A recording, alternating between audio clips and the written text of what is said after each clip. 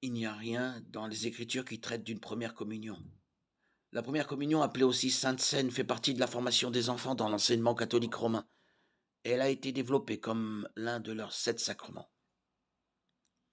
Dans la théologie catholique romaine, un sacrement est un acte que quelqu'un accomplit pour obtenir la grâce ou la faveur de Dieu.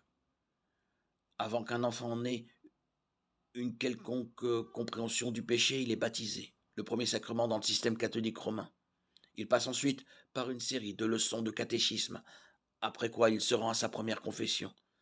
Celle-ci est appelée réconciliation ou pénitence, et consiste à aller voir un prêtre, à lui confesser ses péchés et à accomplir la pénitence, les prières et les actes prescrits par le prêtre. Ce n'est qu'après cela qu'un catholique romain peut commencer à prendre la communion.